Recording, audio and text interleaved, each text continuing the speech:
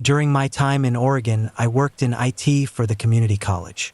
Often, I wouldn't get out until 9 or 10 p.m., and driving home alone in the dark was a normal routine.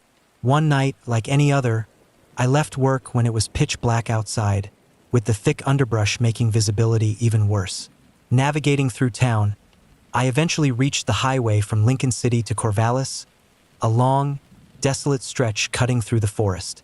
As I drove, I noticed something moving alongside the guardrail. My first thought was a deer, a common sight in Oregon, so I slowed down, wary of any potential dangers lurking in the darkness. But as I focused on the figure, I realized it was a person, which struck me as odd given the late hour and remote location. Decelerating to about 65 miles per hour, I kept my eyes on the individual in the white shoes walking along the road. Then, in an instant, the person darted out in front of my car, as if attempting suicide. I slammed on the brakes, swerving to avoid a collision, but I couldn't shake the feeling of terror gripping me as the man's red plaid shirt and body collided with my car's hood. When I finally came to a stop, he was there, leaning on the hood, staring directly at me with an intensity that sent shivers down my spine. It was as if he was a void, absorbing all light around him. And just like that, he vanished into thin air, leaving me in a state of shock and disbelief. Breathless and shaking, I sat in the opposite lane, unable to comprehend what had just happened. Eventually, I mustered the courage to call my husband, hysterically recounting the events of the night. Despite my fear, I left the scene, unable to process the surreal encounter. Upon returning home, I found no evidence of the collision on my car, adding to the confusion and dread that consumed me. The following day, I discovered a tragic accident involving a man, his wife, and child on that very highway. His name led me to a memorial on Facebook, where he wore the same red plaid shirt in his profile picture. Several weeks later, I revisited the site, only to find a moldy child's toy tied to the guardrail, serving as a haunting reminder of the tragedy that unfolded there. To this day, the memory of that night continues to haunt me, leaving me to wonder about the true nature of the encounter and the inexplicable forces at play on that eerie highway in Oregon. I work overnight as an RN on a pediatric ICU floor. Most of our patients are sedated, paralyzed, tracheostomy, and ventilator dependent, etc. One side of the floor is where our acute trauma kids go, severe accidents, drownings, etc., and the other side is where our chronic kids go. These are usually the kids that are termed our frequent flyers. When they're not in the hospital, they live at a facility that provides 24-hour medical care. Once they get discharged, it's only a matter of time before they're back. Usually 2 to 3 weeks, usually due to respiratory failure. Most of them do not have parents that visit or call. They just lay there staring at the ceiling and getting their medications and tube feedings. It's very depressing on that side. One of my patients was a chronic kid. She was 5 years old. Her medical history was incredibly complex. She was trach and ventilator dependent, delayed, but she was with it, so to speak. Every time she was readmitted to our floor and I had her as a patient, she would smile the biggest smile when I'd walk in at the start of my shift. I made it a point to spend time in her room with her whenever I could since she didn't have parents who came. I would do silly dances or sing her songs and make her smile. Since she had a trach and was hooked to the vent, she wasn't able to make noise. So when she would cry, it was silent, and you would just see the tears streaming down her face. She absolutely loved the movie Frozen. It always made her stop crying. If I would walk in and the movie was finished, she would tug on the sleeve of my scrub to play it again, and I would. That was our thing. I didn't mind being on the chronic side as much when she was there. I care for all of my patients, but she held a special spot, and I believe she knew it. She was discharged back to the medical facility she lived at. It had been a while since she came back this time, maybe 2 to 3 months. But when she did, she looked bad, worse than ever. She required way more oxygen than her usual baseline this time. She had lost a lot of weight. She was already very small for her age. Her eyes were sunken. It hurt me to see her that way. I did my dances and my songs, and she didn't smile. I would talk to her, and she wouldn't react. She wasn't really tracking and following with her eyes. She wasn't herself anymore. She was clearly deteriorating. This was expected due to the multiple congenital issues she was suffering from. But still, it was hard to watch. She was there a few weeks and her prognosis was pretty poor. My last shift with her, she was hardly able to raise her arm. But she did, just to tug on my sleeve so I could put Frozen on. So I did. It was otherwise a regular night. I went home and slept and woke up just in time to come back for my next shift. I was expecting to get my same patient assignment, and I saw I had the same room number, but the name was different. There was someone else in her room. I asked what happened, and their faces all fell as they told me she had coded in the morning and they weren't able to get her back. She passed away. I wasn't there. I was totally devastated. I held it together and I didn't cry, but this shift had a heaviness to it. I was really sad, and it just felt like I was drifting from room to room the whole night. Fast forward to 3 a.m., I needed to go into that room to start the new patient's tube feed. There was nothing on the TV, but the patient was awake. I put on the movie Coco so he would at least have some background noise. As I was starting the pump, I felt the hairs on the back of my neck stand up, and I had goosebumps down my arms. Just as I was about to turn to leave, I felt it. 2 tugs on my sleeve. I froze in place.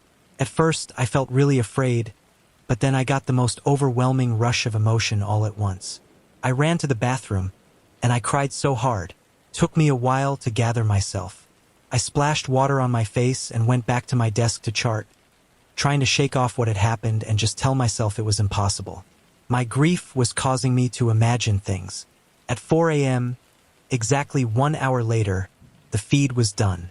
I went to the room, and I paused at the doorway. Frozen was playing. I had only put Coco on 1 hour ago.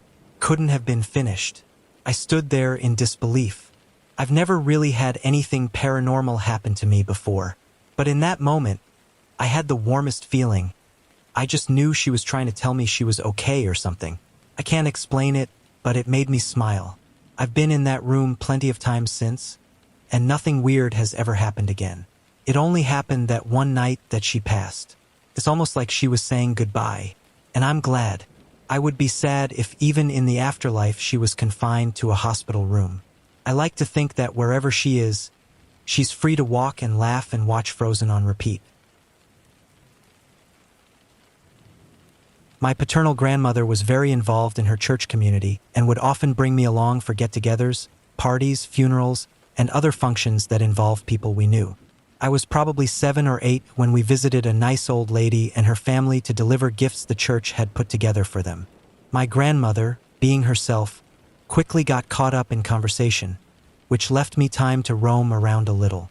The house was large and featured a long, tall wooden staircase to the upstairs.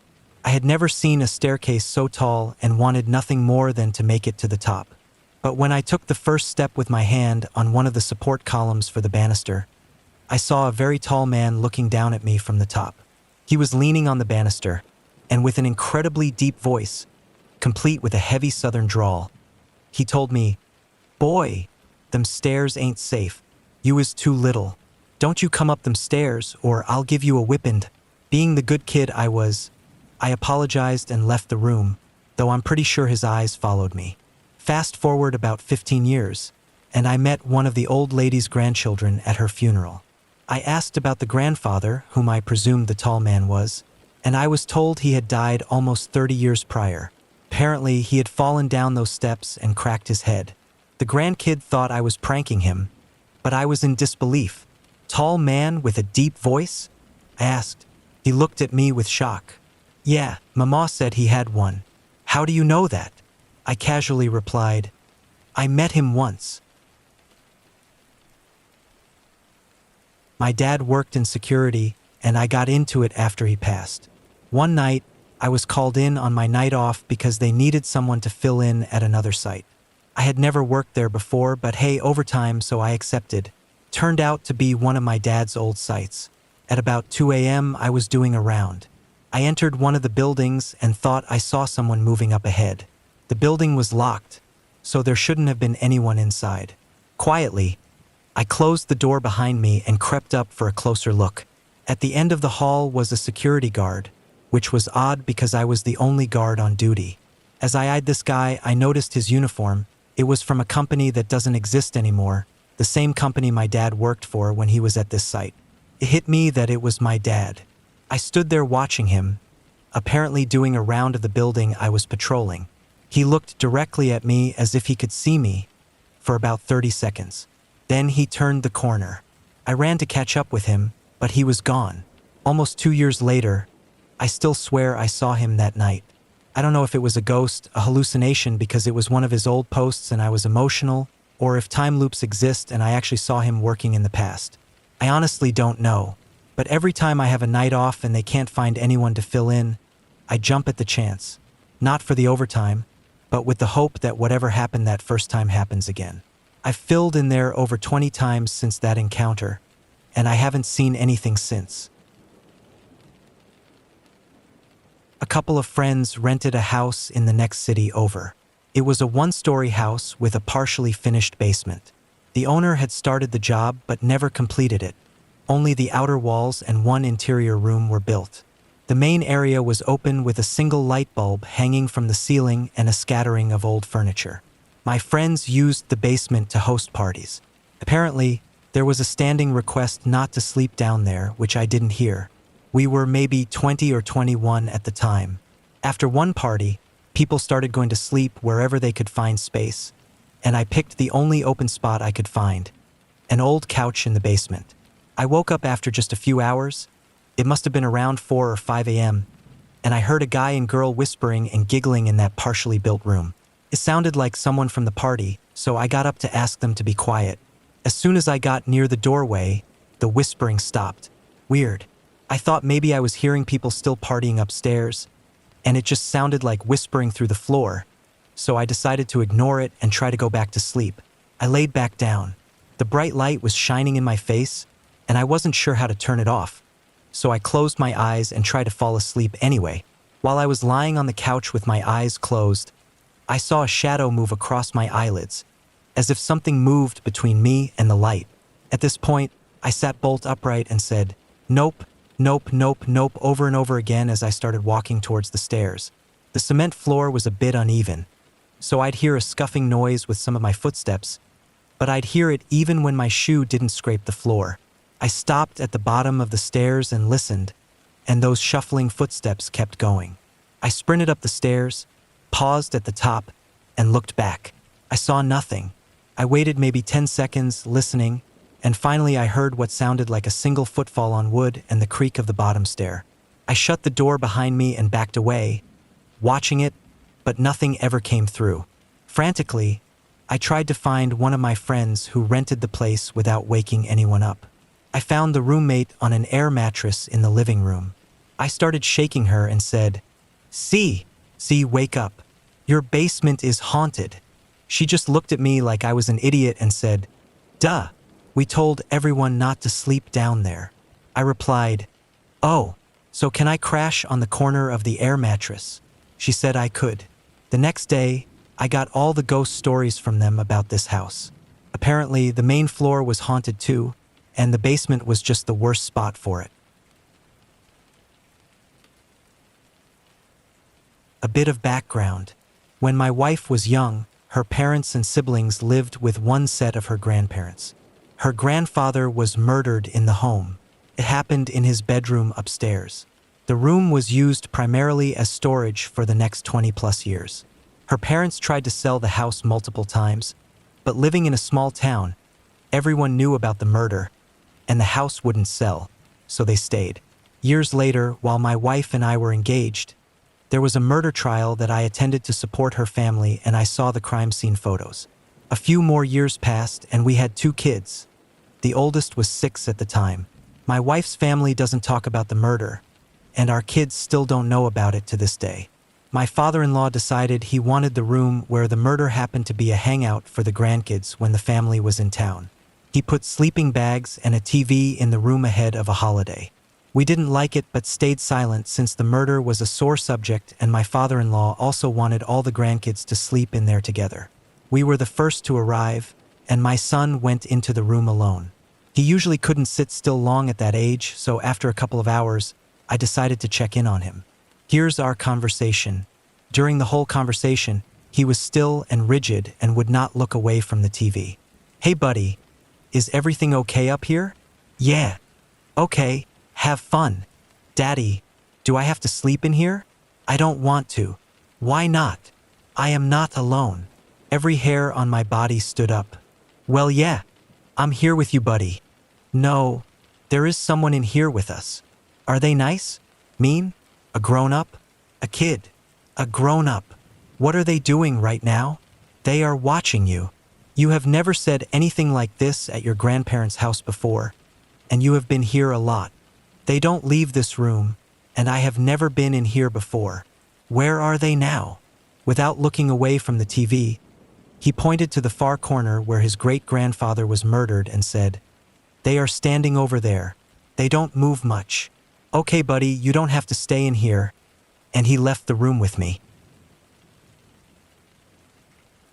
I was walking home one night from my grandmother's house. We lived in a village in rural Ireland. Granny's house was on the outskirts of the village, so I had to walk up a narrow country lane to get there and back down the lane to get toward the village.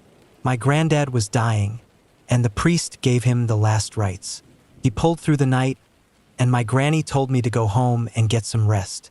I reluctantly agreed and started my walk home down the country lane I'd been walking on since I was a boy.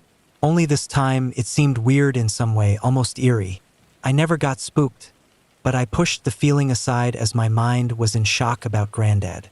As I was walking toward the bottom of the lane, I noticed a blur of white near one of the farmer's gates to the field beside my grandparents' house. I thought it was a lamb that had escaped, which happens a lot.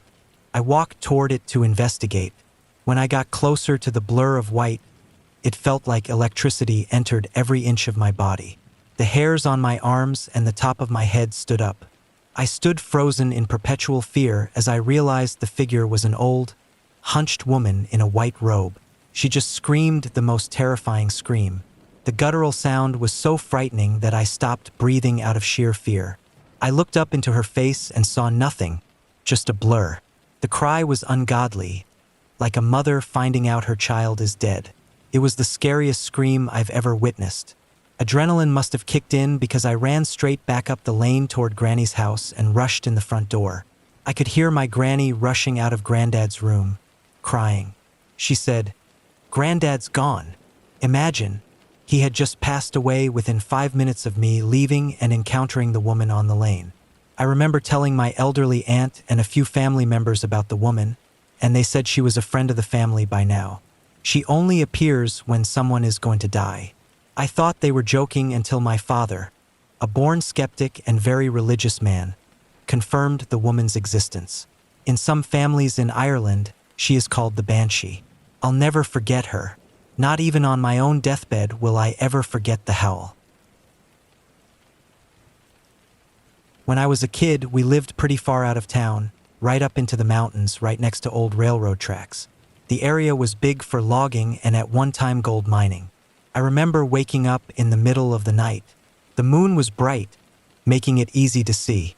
For some reason, I peeked out of the blinds, and about 20 yards away, standing on the road, was a man. He was wearing an old miner's hat and was just standing there completely still, staring at our house. I had no idea if he could see me, but I was frozen. After about 10 minutes, I eased away from the window and lay in bed, trying not to think about it. About an hour later, still unable to sleep, I checked the window again, and he was still there. It freaked me out, so I refused to look out the window again that night. I kind of forgot about this incident until several years later, the exact same thing happened again. Another bright moon. I once again woke up in the middle of the night and felt compelled to look out the window. Same man, same hat, standing in the same spot, just staring. I never talked to anyone about it, and I'm not sure if it was something paranormal or just a man with a creepy habit. When I was around 7, I felt sick one day and fell asleep on the sofa in my dad's office, which had 2 doors and was situated between the kitchen and a hallway. I must have fallen asleep in the early evening and slept like a rock until I woke up in the middle of the night with our 2 cats locked in the office with me. They were meowing frantically.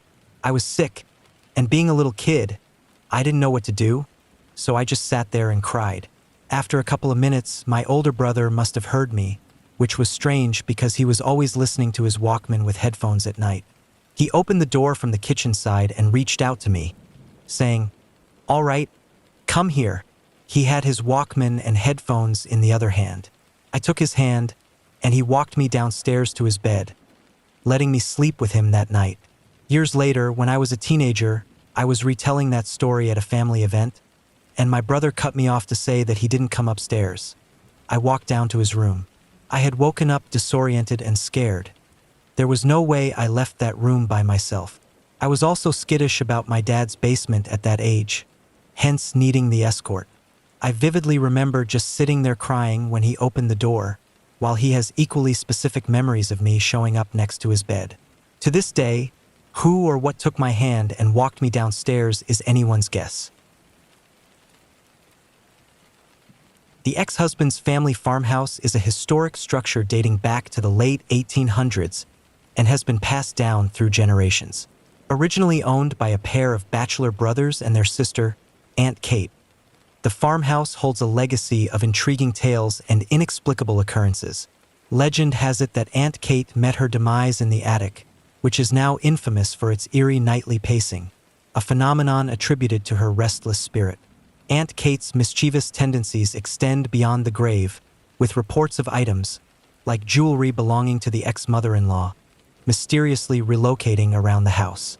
The farmhouse's music room, once a funeral parlor for the area, harbors its own unsettling history. The original furnace, rumored to have been used for grim purposes, looms ominously in the basement.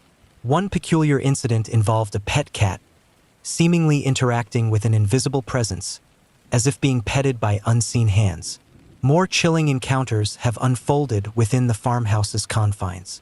The ex-husband was jolted awake one night by the sight of a spectral figure, an ethereal lady in white, standing over him, her gaze piercing and inscrutable. Such experiences defy rational explanation, especially coming from someone as grounded as an electrician and farmer.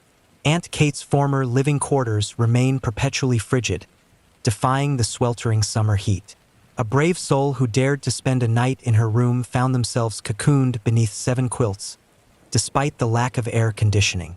In the dead of night, the sensation of phantom hands tucking blankets around them evoked a bone-chilling terror, compounded by the inexplicable sight of the door standing ajar, its telltale creak unheard. Even the ex-husband's new family has not been spared from the farmhouse's spectral inhabitants. Their daughter, from a remarriage, regularly encounters the apparition of an old man clad in overalls, stationed ominously at the top of the stairs, dissuading her from ascending. With each passing generation, the farmhouse's ghostly inhabitants continue to weave their ethereal presence into the fabric of its storied history, leaving those who dare to dwell within its walls in a perpetual state of wonder and apprehension. When I was 26, my mother bought a house. She took me on a tour, and I saw the entire house except one bedroom. She wanted me to see it, but I couldn't cross the threshold without feeling like something was attacking me. I told my mother that somebody or something evil had died a horrible death in that room, and I refused to enter it unless it was blessed by a priest. She laughed at me. 2 weeks later, the previous homeowner came over to collect mail. She and my mom sat down to chat, and my mom mentioned my concerns about that room. That's when the previous owner revealed, "That's where I shot and killed that evil man." My mom pressed for details and learned that 20 years earlier, the woman had been home alone during a home invasion. She was violently assaulted, and as the intruder attempted to crawl out of the window, she shot him in the back, letting him bleed to death before calling 911. He was a known predator wanted for murder in 3 states. My mom had a sage scrub and a blessing performed, and then I was able to enter that room. My mom was very sick for over 2 years with stomach pain, tiredness, and other symptoms. She visited many doctors, tried various medications, but nothing ever provided relief. A friend of my grandmother identifies herself as a medium, claiming to communicate with a ghost named Putna. I never believed in things like this, and I still don't really, but it made me reconsider my skepticism.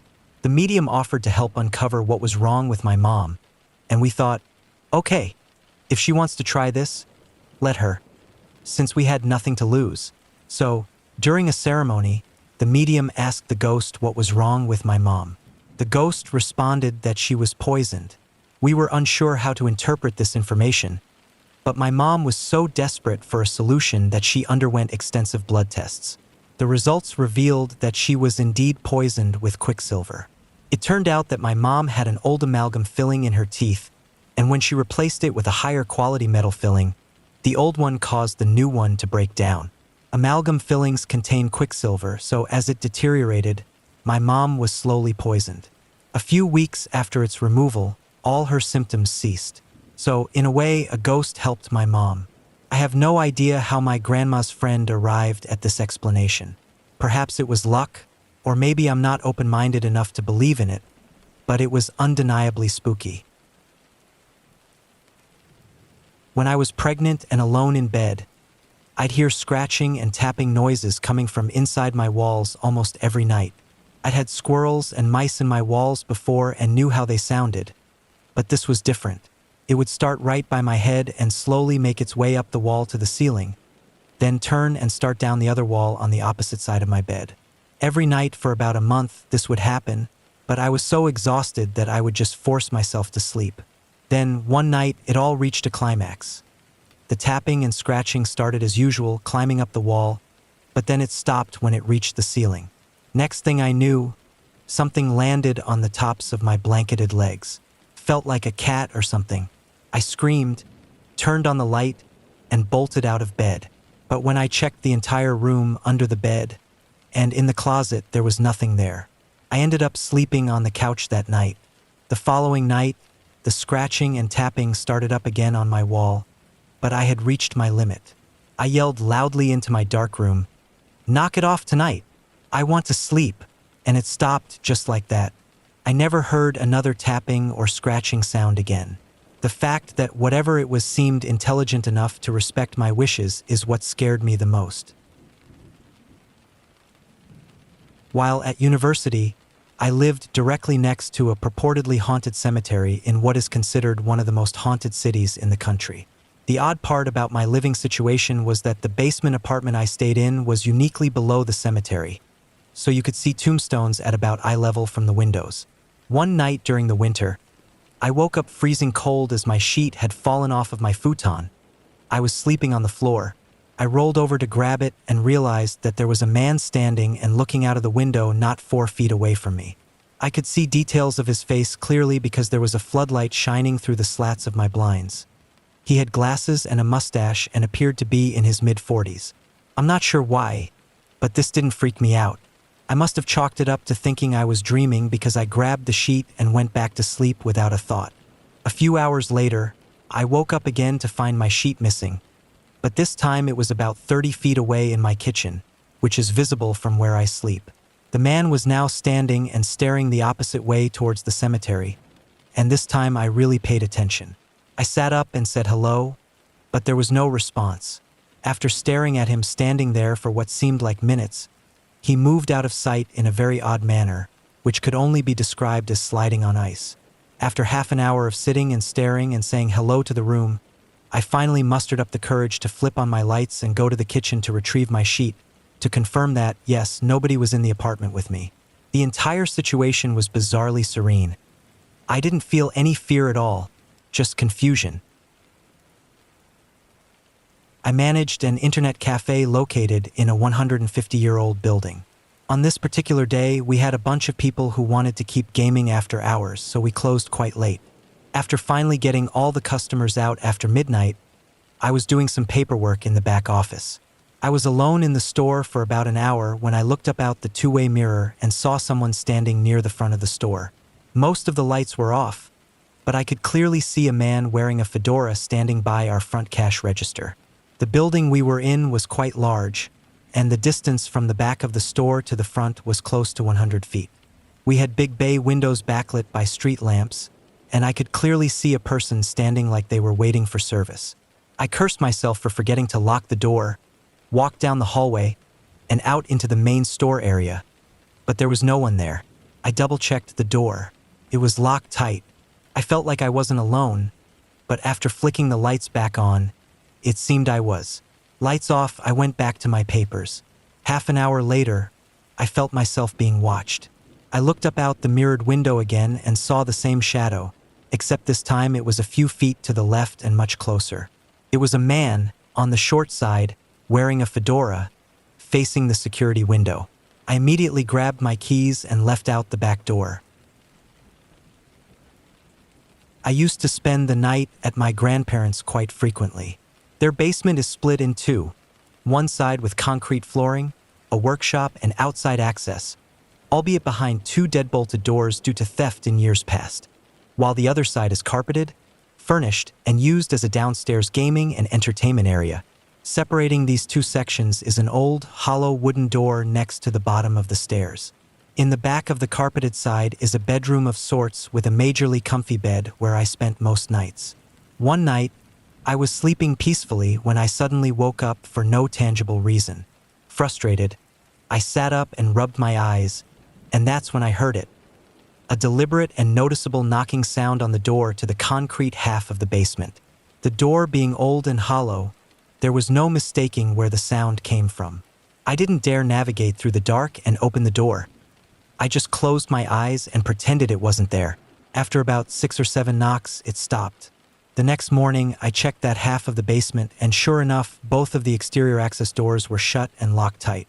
I asked my grandfather about it, and he simply responded, "I hear it sometimes too.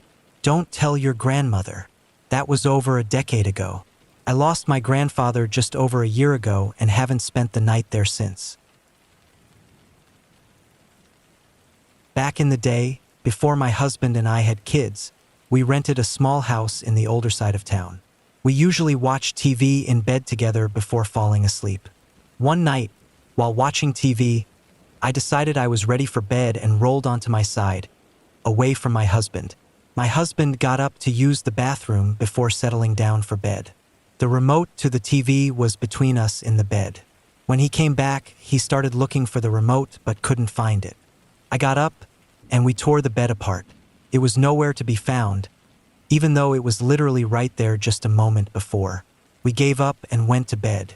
We continued to look for it over the next few weeks without any luck. Then, when my husband needed to dress a little fancier for work one day, he dug out his dress shoes from the back of the closet. As he was putting on his shoes, there he found the remote, tucked into one of them.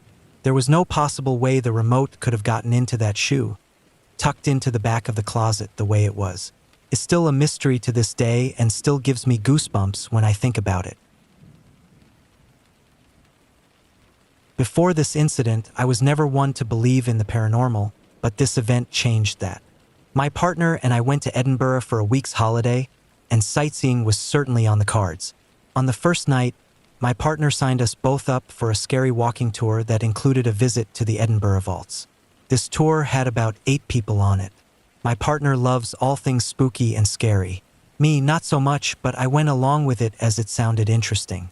The tour guide took us around the old town, telling us stories and tales from the city's history before taking us down into the vaults. It was eerily quiet and very dingy, so it was perfect for a haunted tour. We were being led around, and I'll admit it was a little spooky, but I wasn't uncomfortable. I was more intrigued than anything. Then we were led into the penultimate room, and I felt it get colder. My whole body just started shaking. I welled up with emotion and started crying a bit, and I had no reason why. The tour guide told us this is where a bar/tavern used to be, and in the corner is where the ghost of a young woman has been sighted many times. This woman gave birth to a stillborn child and haunts this room to share her grief with others who venture here.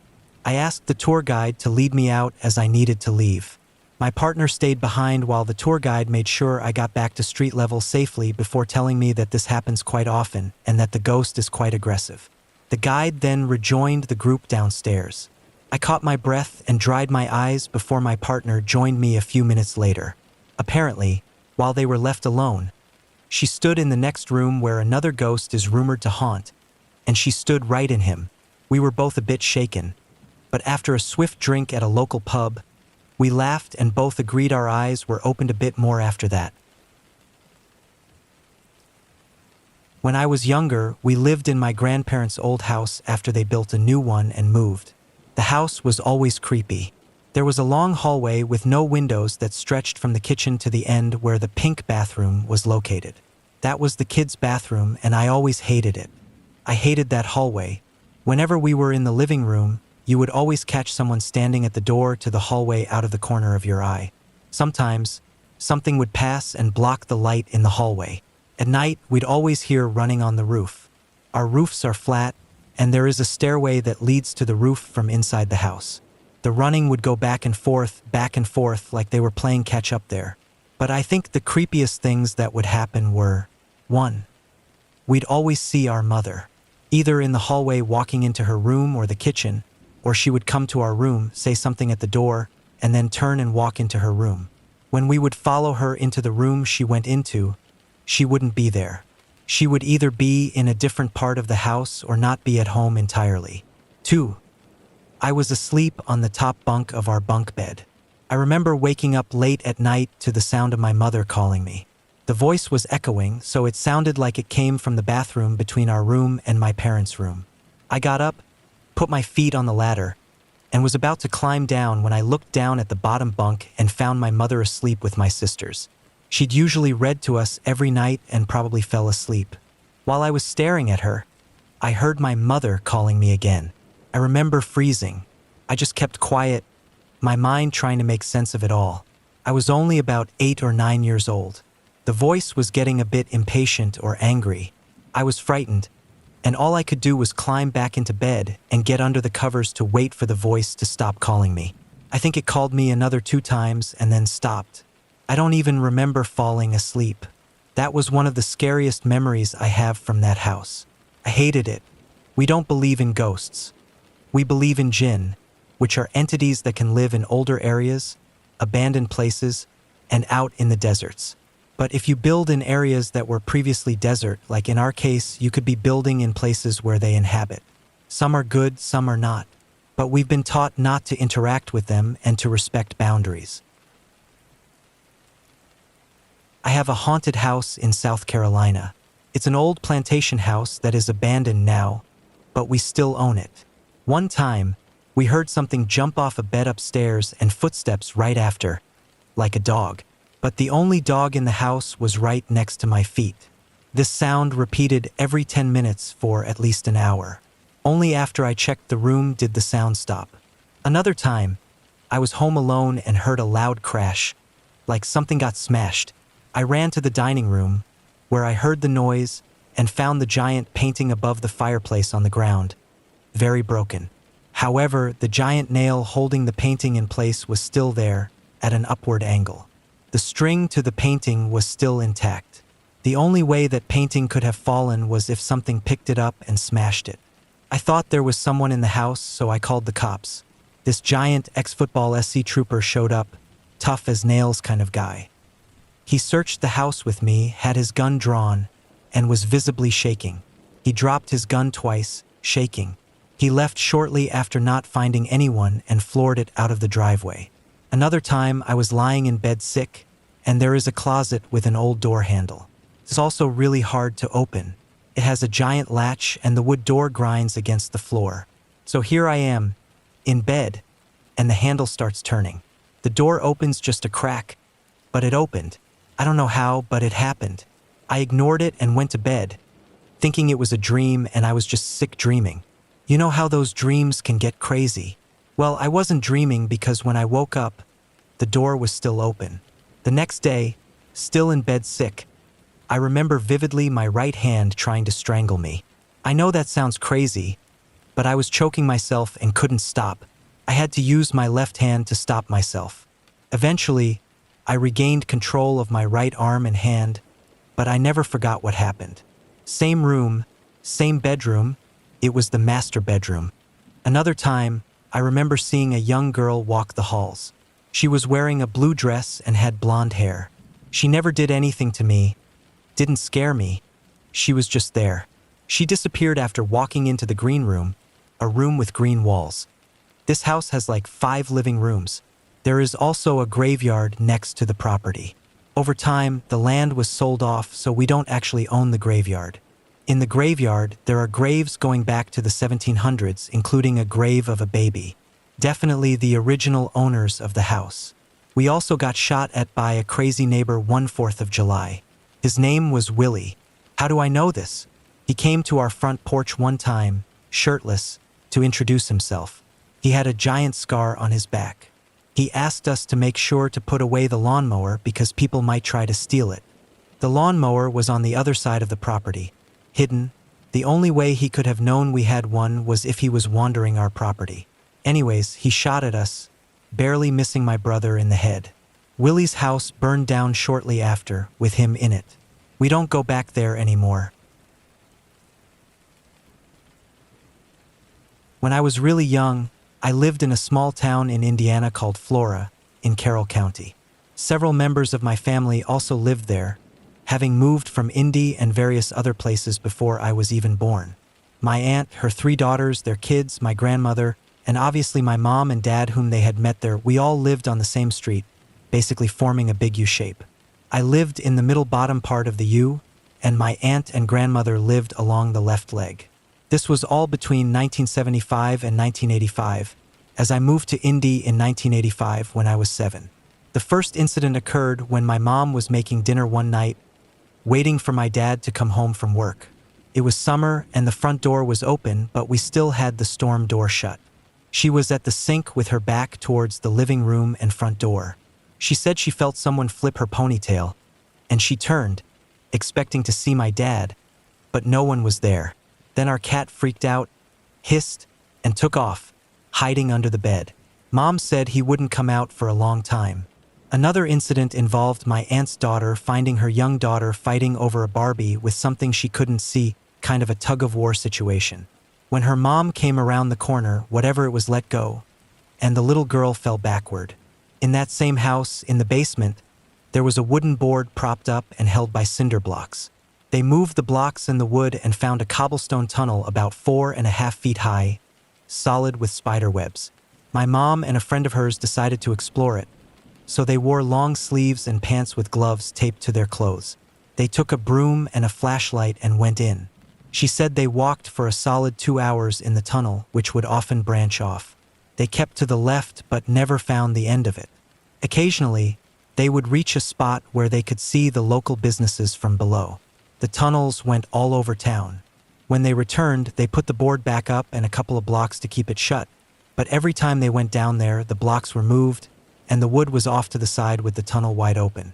I found out later that the town was built on an old Indian settlement. My old house and the houses on the bottom part of the U were on top of a big hill, and at the bottom of the hill was a creek.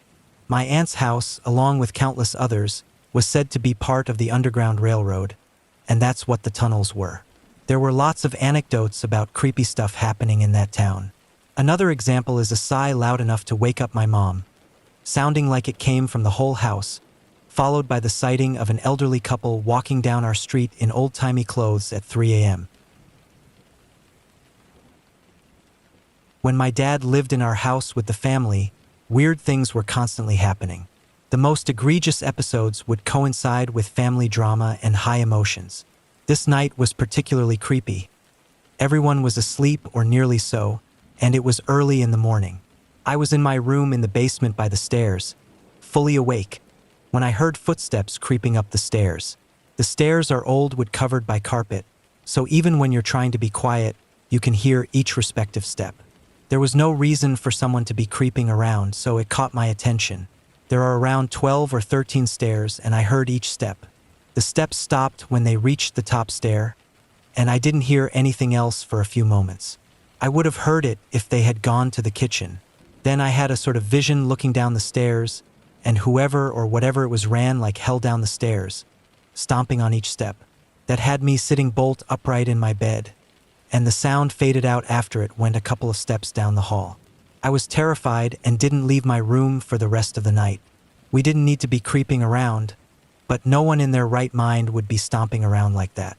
The next morning, we found out that everyone except my brother had been woken up by the steps, and everyone had thought it was someone else.